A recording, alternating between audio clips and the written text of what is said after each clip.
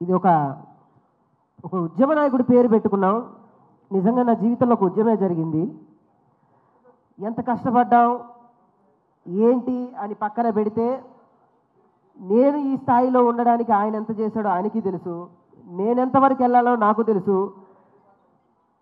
సొంత అన్న ఉంటే కూడా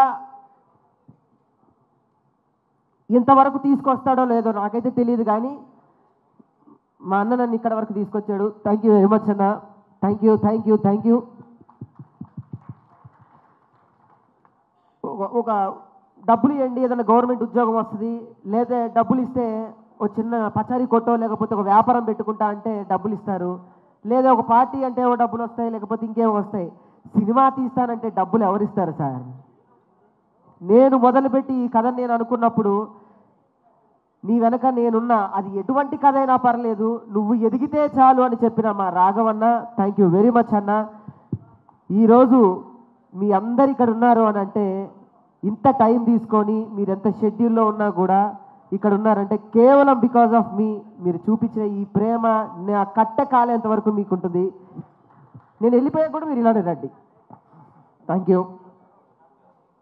ఇకపోతే చదలవాడు సార్, థ్యాంక్ యూ సార్. ఎందరు వెళ్ళి అంటే చాలామంది బిజీ ఉండి వెళ్ళి వెళ్ళి వెళ్ళి మీరు మాత్రం ఒక పులిలా ఇక్కడే కూర్చొని నువ్వు మాట్లాడు, నేను ఎవరున్నా లేకపోయినా నేనుంటా అన్నారు చూడండి. అలానే ఉంది నాకు ఇక్కడ కనిపిస్తుంది. Thank you sir. మీరు ఎన్నో సినిమాలకి వెన్నుదండలుగా నిలిచారు. ఈ సినిమా మీరు వచ్చినప్పుడే నేను సక్సెస్ కొట్టేశా. Thank you. లేకపోతే మా రోజమ్మ, ఆమె బాధ్యత అది.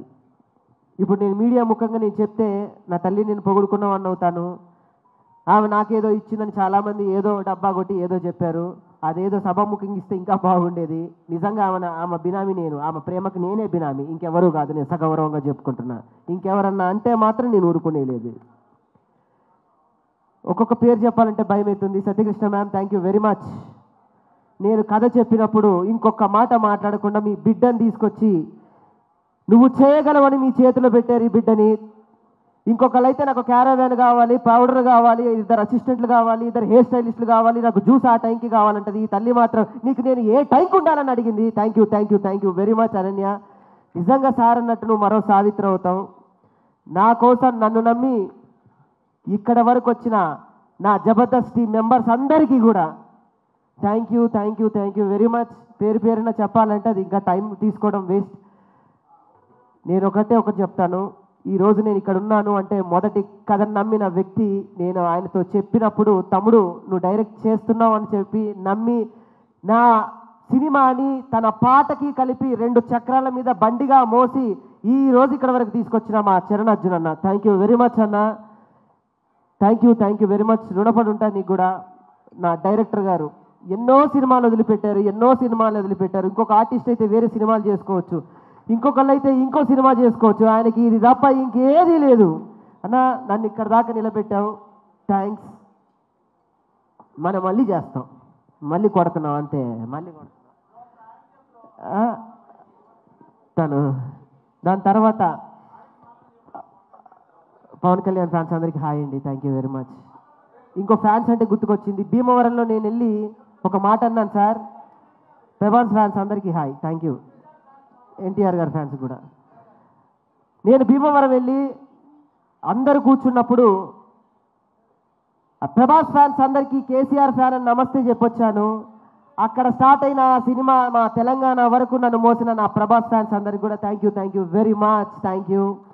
ఇకపోతే రామకృష్ణ గారు, థ్యాంక్ యూ సార్. నా తండ్రిగా మీరు ఇంత సమయం ఉండి ఈ స్టేజ్ ఇక్కడికి ఉండడానికి చాలా సహకరించారు, థ్యాంక్స్. బీవీజే రాజు గారు ఎక్కడికున్నా వారికి కూడా థ్యాంక్స్. ఇకపోతే నా ఆర్టిస్టుల గురించి చెప్పాలి. నా గురించి రాజ్ కుమార్ ఒకసారి ప్లీజ్. మిగతా ఆర్టిస్టులు అయితే అన్న అక్కడ గొడవద్దు ప్లీజ్.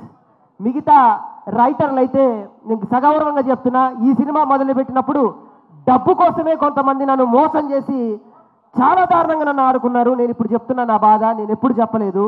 డబ్బు కావాలన్న వాళ్ళకి డబ్బు ఇచ్చాను. నేను తగ్గిన అహంకారాన్ని చంపుకొని మాట పడ్డాను. కానీ తను ఏమీ ఆశించకుండా నాతో ఈ పల్లెటూరుకు వచ్చి నాకు రాశాడు సార్. ఒక్కొక్క డైలాగ్ రాశాడు. ఒక ఉడతలాగా నన్ను పోల్చి ఆంజనేయ స్వామిలాగా ఒక పక్కన నుంచోబెట్టాడు. ఒక్కొక్క డైలాగ్ ఆనిముత్యం రాజా నీ రుణం నేను తీర్చుకోలేంది. Thank you very much. 12 ఏళ్ళ మన జబర్దస్త్ సావాసంలో నువ్వు నాకేమిచ్చావు నేను నీకేమిచ్చావు అంటే మన ఇద్దరికి ఇంతమంది వచ్చారు లైఫ్లో. Thank you very much. లేకపోతే నా ఆర్టిస్ట్ లోహిత్ అన్న థ్యాంక్ యూ వెరీ మచ్. నా మధు గారు కానివ్వండి, ఇందులో చేసిన ప్రతి ఒక్క ఆర్టిస్ట్కి నేను రుణపడున్నా. రిత్విక తల్లి జ్వరం వచ్చినా కూడా ఈరోజు ఇక్కడికి వచ్చింది, నీ రుణం కూడా నేను తీర్చుకోలేంది. Thank you very much. అందరికీ నేను థ్యాంక్స్ చెప్తాను. మా జబర్దస్త్ డైరెక్టర్ శ్రీపాద గారికి, సతీష్కి, నా ఫ్రెండ్స్కి, పల్లవి ప్రశాంత్ దా ఇంత సమయం నా కోసం ఉండి బిగ్ బాస్ విన్నర్ అండి. ఒక పల్లెటూరులో పుట్టినటువంటి ఒక వ్యక్తి బిగ్ బాస్ విన్నర్ అయ్యాడు. మనం తలుచుకుంటే ఏదైనా సాధించవచ్చు, ఎంతవరకైనా వెళ్ళొచ్చు అన్నాడు. పాపం జైలుకు మాత్రం వెళ్ళొచ్చాడు ఆయన. ఏం చేస్తాం. ఇకపోతే అందరి పేర్లు చెప్పా. నేను ఎవరన్నా పేర్లు చెప్తే మర్చిపోతే క్షమించాలి. నాకు 3 ఉన్నారు నా జీవితంలో.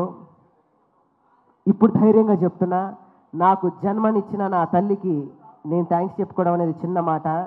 నాకు మరో జన్మనిచ్చి నీ చిరునవ్వుతో నేనుంటా, నీ సంతోషంలో నేనుంటా అని చెప్పిన మా సంతోష్ అన్నకి థ్యాంక్స్. అన్న నేను మీతోనే మాట్లాడుతున్నానన్న. మీరు ఎక్కడున్నా మీరు చూస్తున్నారు.